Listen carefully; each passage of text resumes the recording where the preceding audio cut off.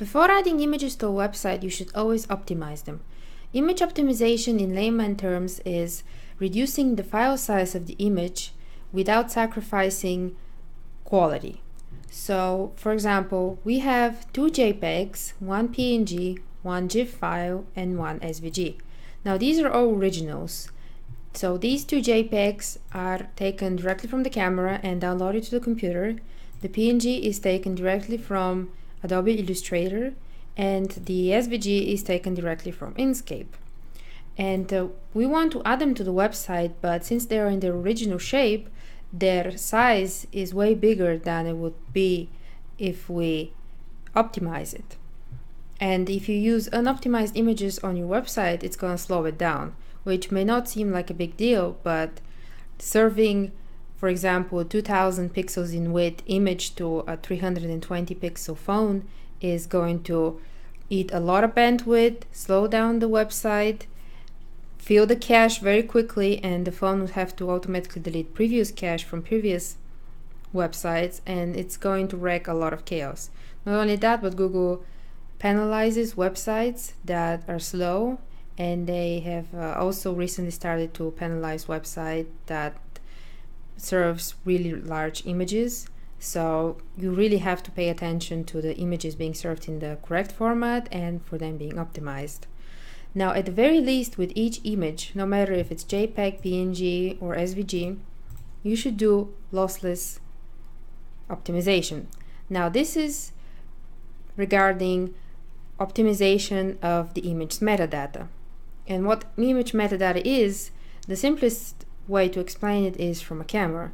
Now, when you take image with a camera, the camera adds metadata into the image, so it embeds text or some sort of code into the image with information like the image, when it was taken, camera, GPS coordinates, copyright information, DPI, and this can be useful to photographers to catalog their images and for many other things. But however, it's usage information for us web developers, because the user is not going to care what kind of DPI the image have or what kind of camera it was taken by or when it was taken.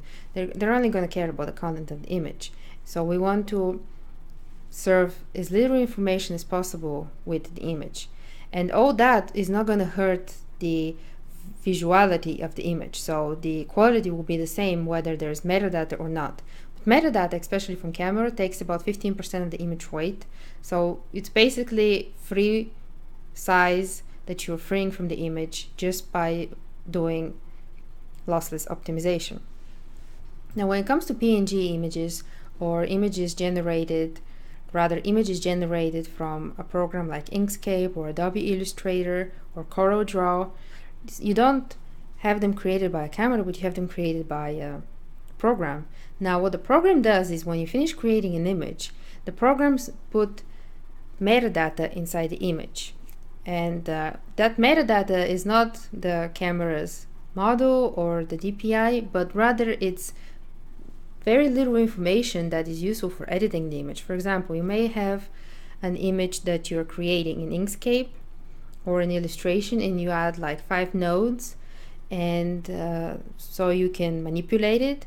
But at the end, you're only going to need 2 nodes. For example, if you're making a triangle, you're going to need 3 nodes. But if the image has 10 nodes, that's extra weight added. And the addition of the nodes is so you can edit it later.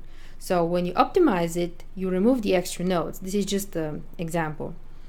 So it's lighter and it loads faster. However, if you want to edit the same image, it's going to be much more difficult if you put it back to Inkscape or Adobe Illustrator. So whenever you finish with an illustration, optimize it losslessly, and then make sure that you save a copy that is unoptimized so you can edit it or just change its visual effects without having to go over the notes again.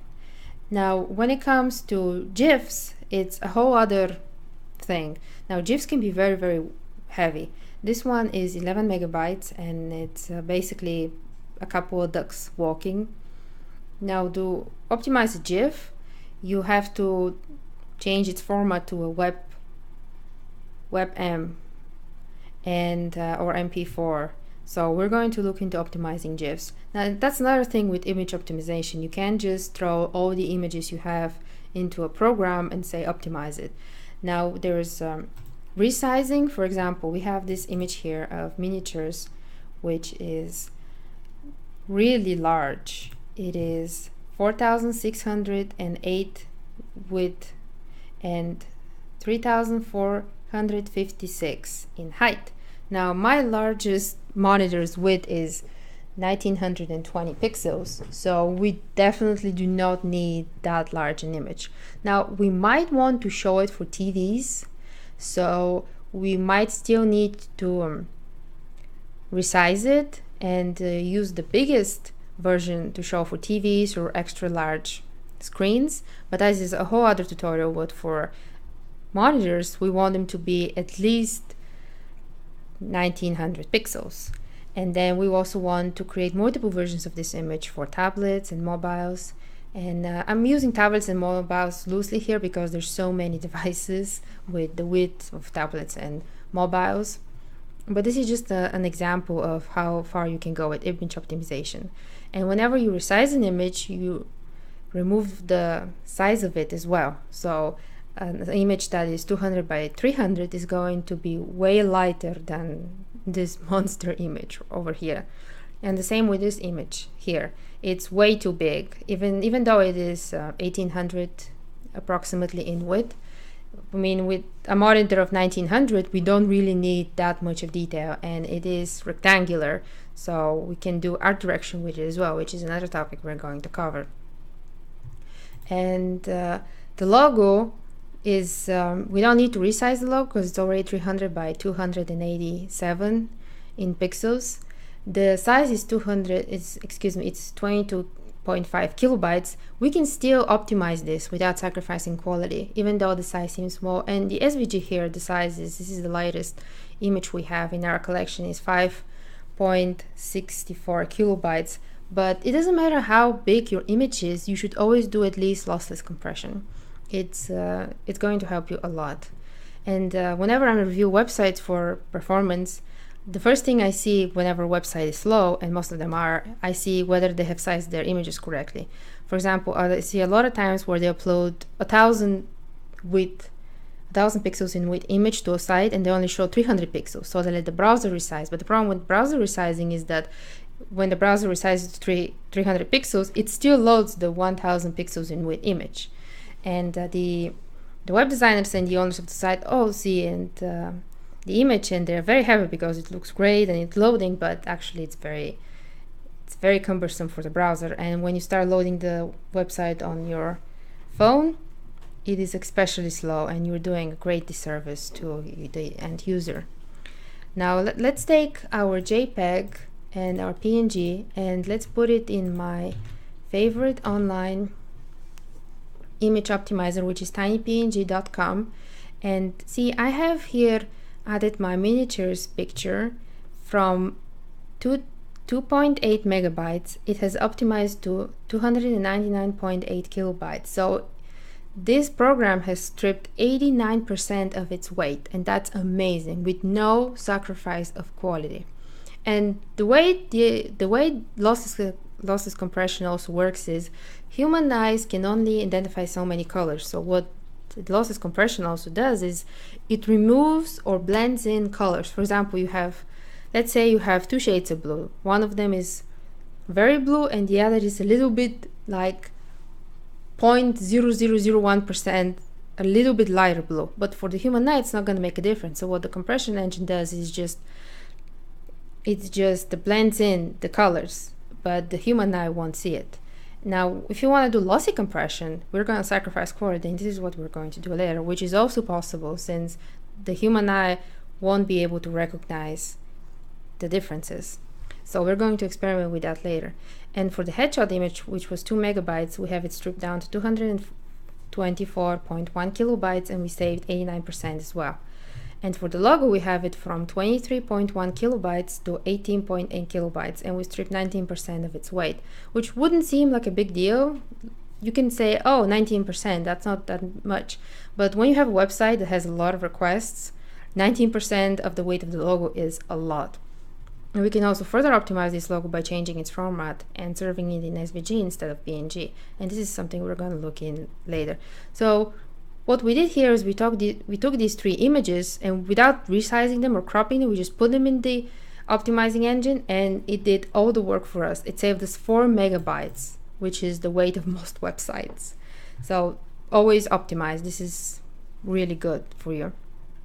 Now let's go to SVG Go MG, which is an amazing optimizer for SVGs. And we took our SVGs and put it in the site, and from 1.98 kilobytes, it was stripped down to 828 bytes, which is great. It stripped 22%